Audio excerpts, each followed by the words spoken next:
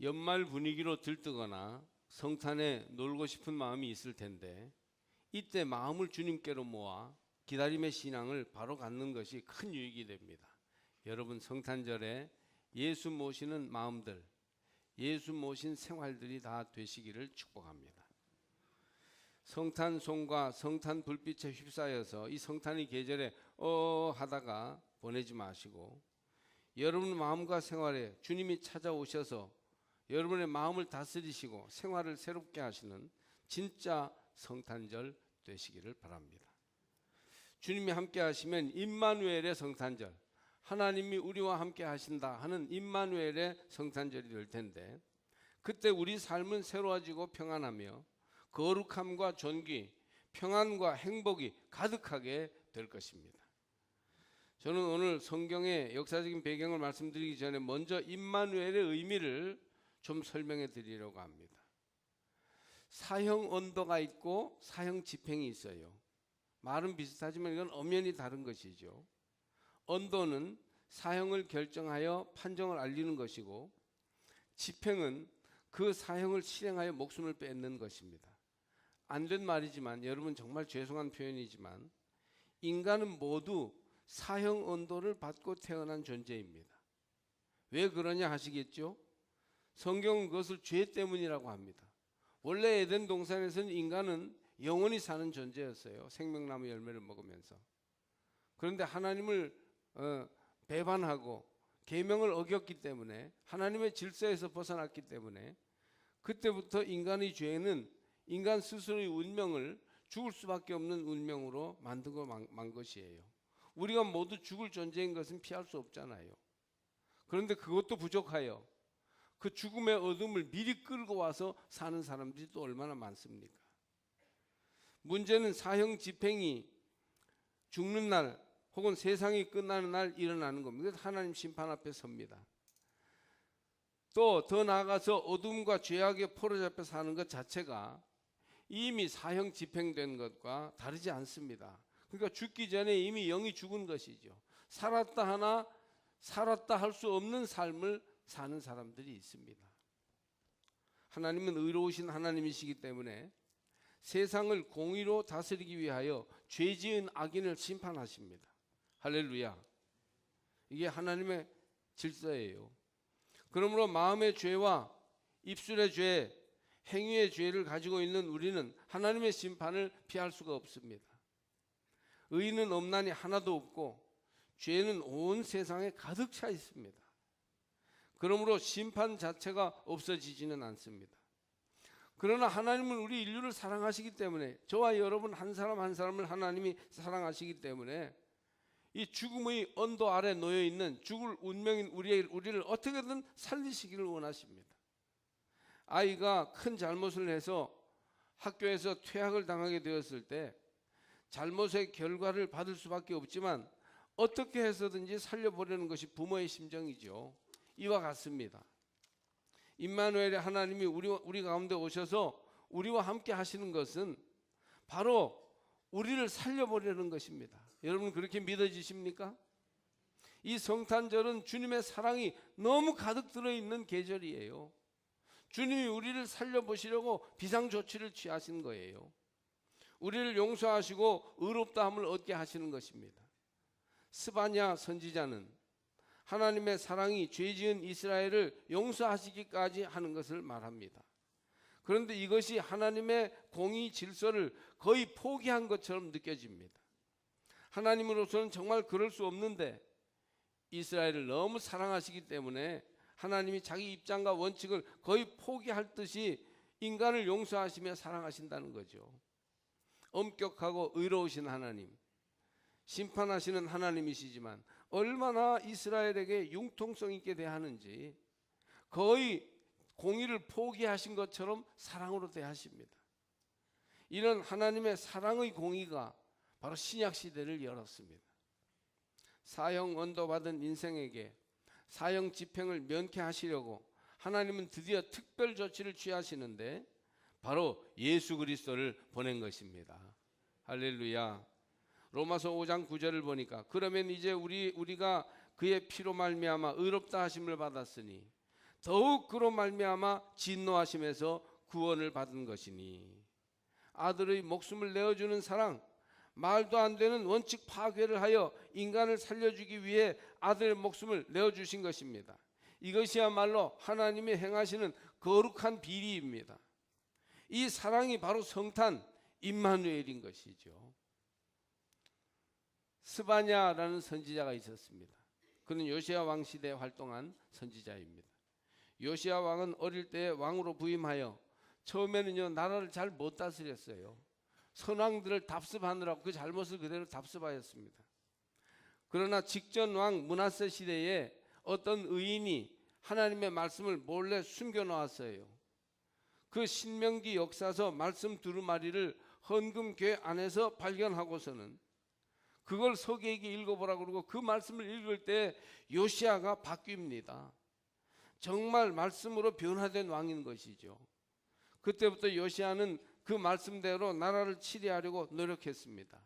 요시야 왕의 회개와 종교개혁 운동이 바로 이렇게 일어났는데, 그런 요시야 왕의 종교개혁 운동 배경에는 스바냐 선지자의 활동도 큰 영향을 주었습니다. 스바냐 선지자의 주제는요 여호와의 날에 임할 하나님의 심판이에요. 심판을 선언한 예언자였던 것이죠. 그날은 죄인과 악인들에게는 심판의 날입니다. 그러나 동시에 남은 자들, 믿음을 바로 지킨 자들에게는 구원의 날이 되리라는 예언입니다. 부모가 자식을 잘못했다고 매로칠 때 미워서 칩니까? 아니죠. 사랑해서 그 자식이 바로 잘되게 하기 위해서 매로치는 것이에요. 이 스바냐 선지자의 심판의 예언은 그 속에 하나님의 뜨거운 사랑, 눈물 어린 사랑이 깃들어 있는 것입니다. 14절에서 기뻐하고 즐거워하라고 하시고 형벌을 제거하였고 화를 당하지 않게 하겠다고 하십니다. 그러면서 17절을 보니까 이렇게 되어 있어요. 아주 유명한 구절이죠. 너의 하나님 여호와가 너의 가운데 계시니 그는 구원을 베푸실 전능자이시라. 그가 너로 말미암아 기쁨을 이기지 못하시며 너를 잠잠히 사랑하시며 너로 말미암아 즐거이 부르며 기뻐하시리라 하리라. 복음성가 여러분 아시죠? 너의 하나님 여호와가 너의 가운데 계시니 그는 구원을 베푸실 전능자시라. 그 복음성가가 바로 이 말씀이에요. 하나님이 오셔서 우리 가운데 계시는데 그분은 구원을 베푸실 전능자이십니다. 주님은 우리를 잠잠히 사랑하시며 즐거이 부르고 기뻐하십니다. 그분이 우리를 용납하시고 사랑하시니 그분 때문에 우리도 기뻐하며 행복합니다. 우리의 죄가 아주 없어진 건 아니에요. 그래서 우리를 바로 살라, 믿음으로 살라, 의롭게 살라 하시면서 특별한 은혜로 우리를 사랑하시어 그 문제를 해결해 주신다는 것입니다. 한마디로 스바냐 선지자는 심판을 앞에 두고 기뻐하며 즐거워하는 것입니다. 그 근거는 바로 하나님이 너희 중에 혹은 너희 가운데 계시기 때문입니다. 하나님이 함께 하심, 구원을 베푸실 자가 너희 가운데 계심으로 이스라엘은 하나님의 심판을 앞에 두고도 그 사랑과 돌보심에 감사하며 기뻐합니다. 할렐루야. 여러분도 이번 성탄절에 우리 가운데 계신 하나님 예수 그리스도로 말미암아 기뻐하며 감사하는 성탄절이 되시기를 바랍니다. 본문은 스바냐가 선포한 구원과 회복의 메시지입니다. 그 핵심은 하나님이 우리 가운데 계신다는 것입니다. 17절 말씀처럼 임마누엘의 하나님을 선포하고 있습니다. 신약시대 천사가 요셉에게 꿈에 나타나서 이렇게 예언하지요. 보라, 처녀가 잉태하여 아들을 낳을 것이요 그 이름을 임마누엘이라 하리라 하셨으니 이를 번역한즉 하나님이 우리와 함께 계시다 함이라. 하나님이 함께 계시어서 우상을 숭배하고 죄와 악을 일삼으며 모든 것을 부정적으로 보고 헐고 뜯던 사람들을 심판하실 것입니다. 그 심판은 스바냐 시대 남러시아를 넘어 쳐들어온 흉악한 스키타이족이거나 새롭게 북쪽에서 일어나 세력을 확장하던 바벨론의 세력일 수 있었습니다. 이런 흉흉한 징조와 소문 가운데 하나님이 임하셔서 심판을 하실 것이지만 주의 백성 이스라엘 가운데 계셔서 그들과 함께 하시며 사랑하신다고 말하고 있는 것입니다. 심판의 무서운 광풍이 불고 있는 가운데에도 주의 백성들을 보호하시고 그 가운데 계시어 사랑하신다는 메시지인 것입니다. 할렐루야. 그러므로 우리는 임마누엘의 하나님이 우리와 함께 하심으로 항상 긍정적인 생각을 가져야 합니다. 믿음을 가지고 긍정적으로 바라봐야 돼요. 미국의 노스웨스턴 대학의 스코트 박사는 실업계의 성공과 실패는 능력에 의한 것이 아니라 마음 먹기에 달린 것이다, 이렇게 말했어요. 예? 마음을 어떻게 먹느냐, 긍정적으로 마음을 먹느냐 부정적으로 먹느냐에 따라서 그 성패가 달려진다는 거예요. 우리 인생이. 하나님은 우리를 사랑하십니다. 그렇게 믿으십니까? 그 하나님이 세상을 지으시고 이끌어 가십니다. 이것도 아멘을 별로 안 하시네. 하나님이 이끌어 가십니다. 그러면 된 것 아닙니까? 우리를 사랑하시고 책임져 주시는 하나님께서 주관하시는 세상에서 우리가 살고 있습니다. 그러므로 하나님, 주님만을 믿고 의지합니다. 어디로 이끄시든지 주님만 믿겠습니다. 저는 두려워하지 않습니다. 염려 없이 살겠습니다. 그렇게 여러분 시인하시기 바랍니다. 이런 긍정적인 마음이 우리 삶을 평안하게 하고 우리 믿음을 더 강하게 합니다. 출애굽 시대 광야에 12명 정탐꾼을 보냈는데 10명은 부정적인 보고를, 2명은 믿음 있는 긍정적인 보고를 하죠. 10명의 그 정탐꾼들은 백성의 마음을 불안하게 하고 하나님을 화나게 만들었어요. 그렇지만 여호수아와 갈렙은 긍정적인 생각으로 가나안을 점령하여 하나님의 약속을 이루도록 그렇게 믿음으로 모든 것을 보고하고 순종하였던 것입니다. 왜 부정적인 생각을 말합니까? 하나님을 믿지 않기 때문입니다. 또 교만한 생각을 가지고 자기 판단이나 생각을 하나님의 계획이나 뜻보다 우선시하기 때문입니다. 그래서 자꾸 부정적으로 염려하면서 하나님이 계획하고 하시고자 하시는 일을 회방하는 방법으로 자꾸 말하는 것입니다. 긍정적으로 생각하면 불가능한 것도 가능하여 현실이 됩니다. 영어로 impossible, 불가능한이라는 단어가 있는데 거기에 이 im이라는 말, I자를 긍정적인 나, 대문자 나로 바꾸면 I am possible이 됩니다. 나는 가능하다가 됩니다. 내만 바뀌면 impossible이 I am possible, 불가능하니 나는 가능하다가 된다는 얘기입니다. 여러분 그렇습니다. 긍정적인 생각으로 안 된다가 아니라 된다라고 하시기를 바랍니다. 옆에 사람 보고 된다고 하면 얘기해요. 된다. 됩니다. 왜 안 된다고 자꾸 하십니까? 저도 부정적인 생각에 지배를 받으면 혼자 있어 스트레스를 받고 가슴이 뛰고 마음이 괴롭습니다.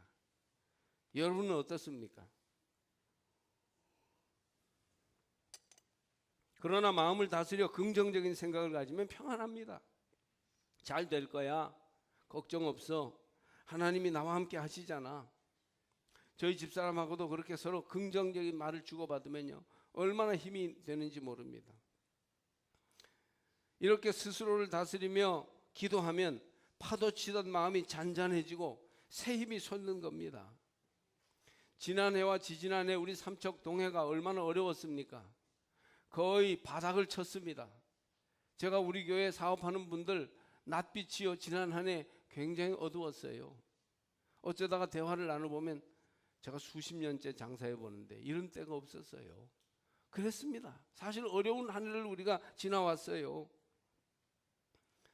그러나 하나님은 우리를 살려두시고 새로운 꿈을 꾸게 하시지 않습니까? 생각하면 감사할 것뿐입니다. 내년부터는 좋아질 것입니다.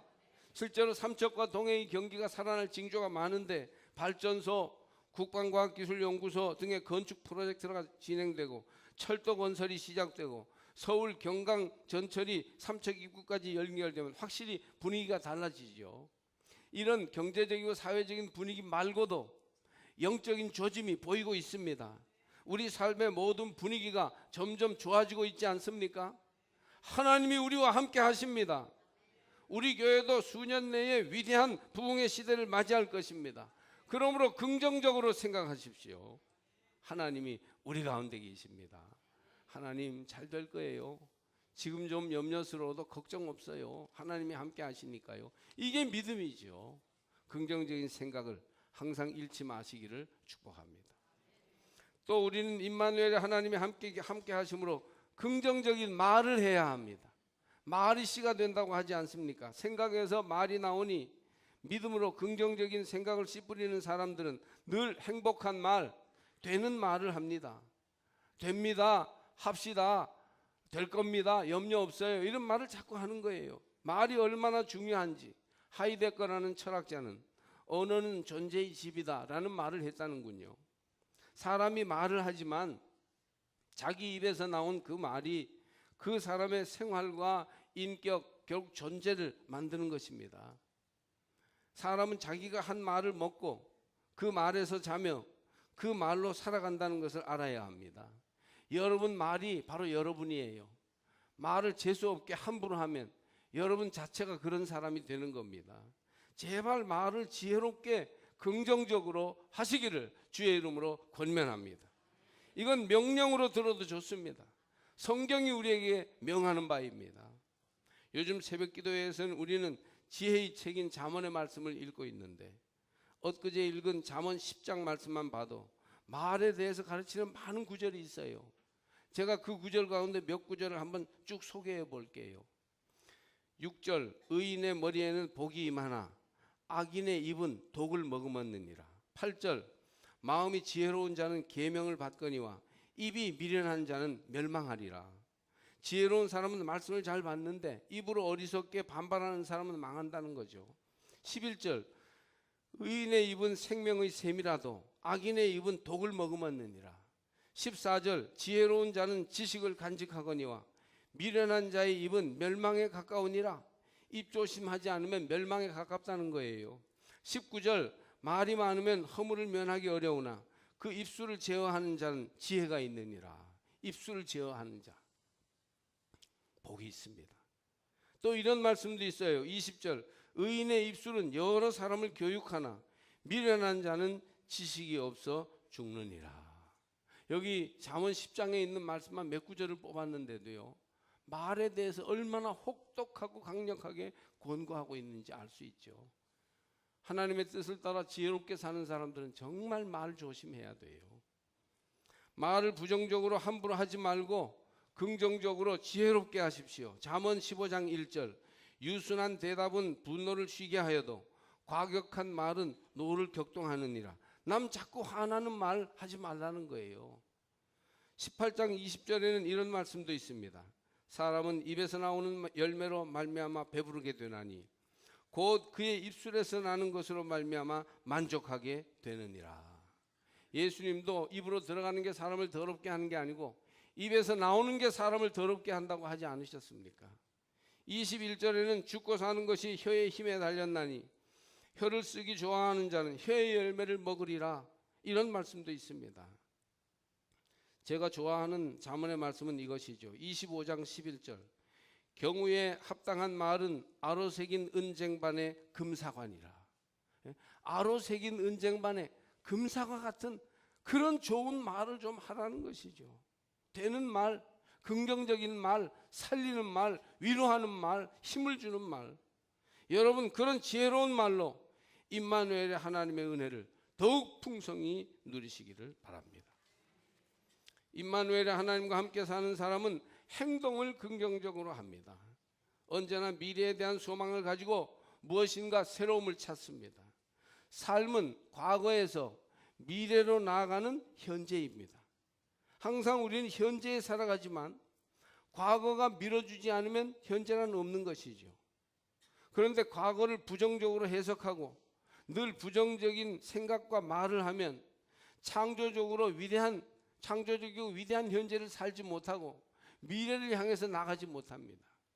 또 미래에 대한 기대도 긍정적으로 하고 희망적으로 해야지 자꾸 부정적으로 안 된다 어렵다 그러면 현재에 완전히 힘을 잃어서 우린 살아도 살지 않는 그런 삶을 살게 되는 것이죠.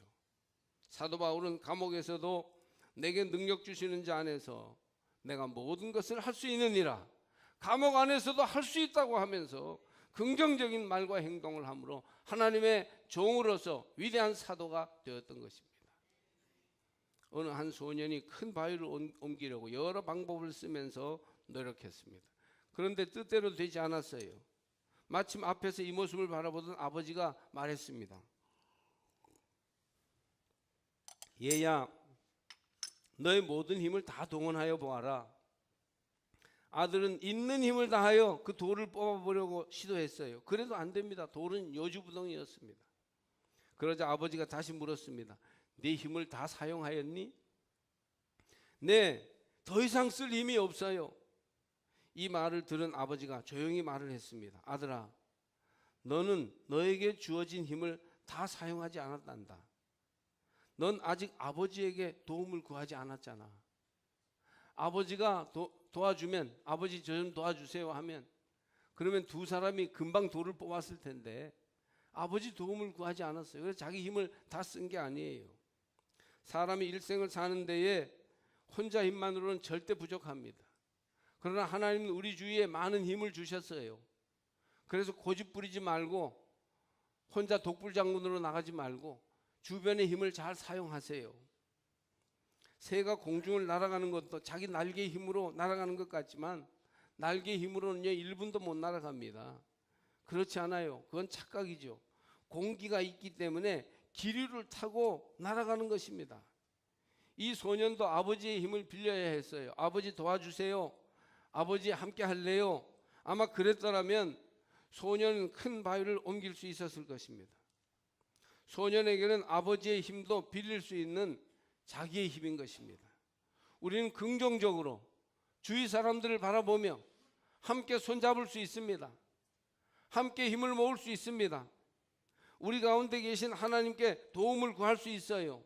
그는 구원을 베푸실 전능자이십니다. 할렐루야. 전능자가 우리 가운데 계시잖아요. 그러니 그 전능자 하나님과 힘을 빌려 최선을 다하시기를 바랍니다. 불가능은 없습니다. 할 수 있습니다. 미래는 우리 앞에 더욱 위대한 미래로 다가오게 될 것입니다. 그 하나님께서 우리를 잠잠히 사랑하시며 우리 때문에 기뻐하십니다. 저는 설교에서 우리 가족 얘기 많이 하는 편이 아니지만 오늘 한마디 하려고 그래요.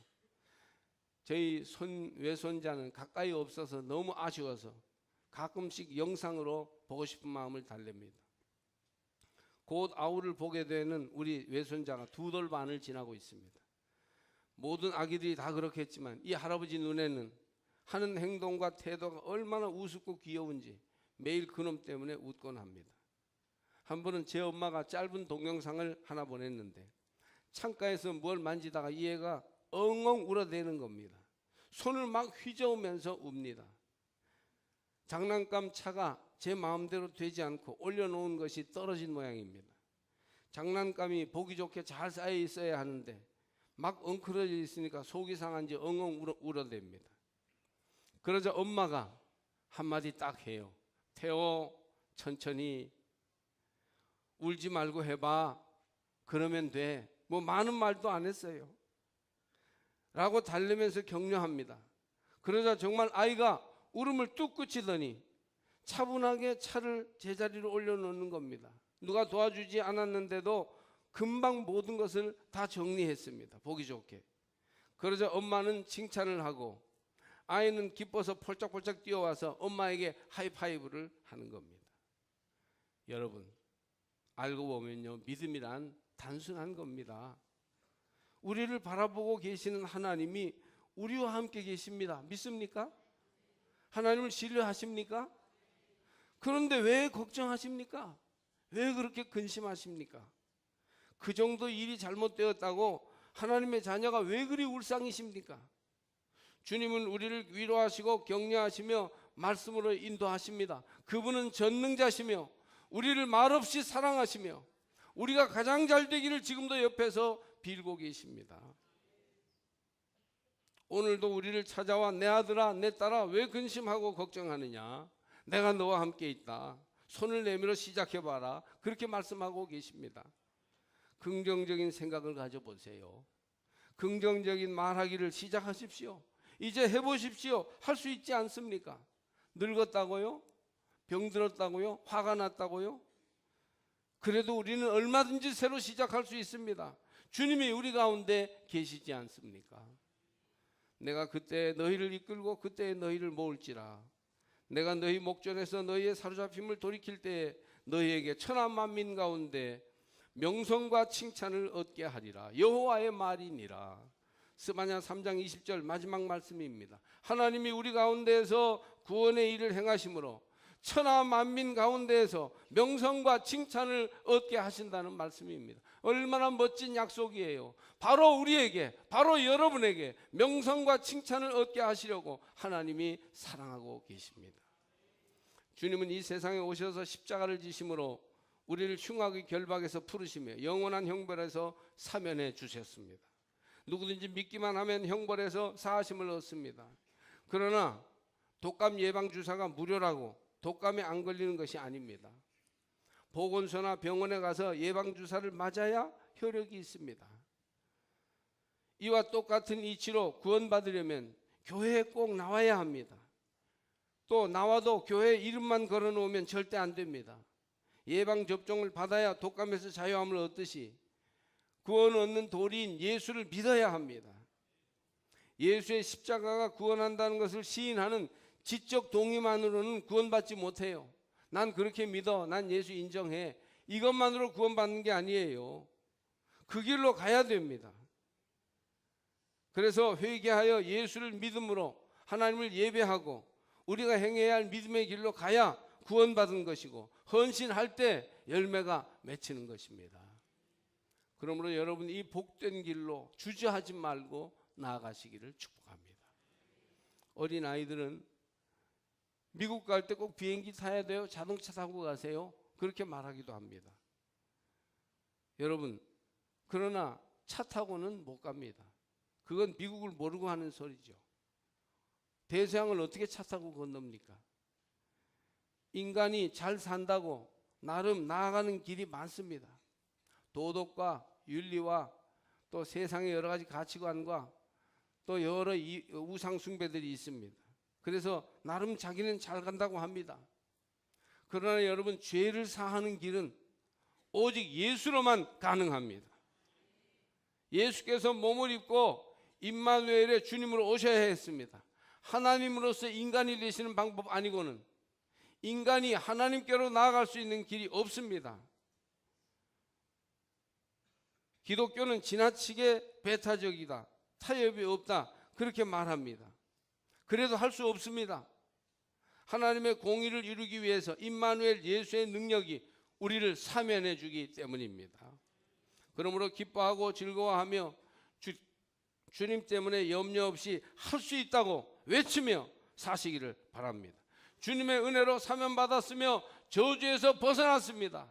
이제는 걱정할 것이 없고 내가 아무리 힘들고 어려운 곤궁에 몰려 있을지라도 얼마든지 하나님은 합력하여 선을 이루시는 삶의 축복으로 나를 이끌어 주신다는 전면적인 긍정 시각이 여러분 속에 회복되시기를 축복합니다. 주님이 우리와 함께 하시면 우리는 조금 더 두려워하거나 낙심할 필요가 없습니다. 임마누엘의 하나님이 우리와 함께 하시며 하나님의 일을 이루실 것이기 때문입니다. 우리는 긍정적인 생각을 하며 긍정적인 말을 하고 긍정적인 행동을 함으로써 하나님이 우리 각자의 가정과 직장과 교회에서 이루실 위대한 일을 통하여 명성과 칭찬을 모두 얻게 될 것입니다.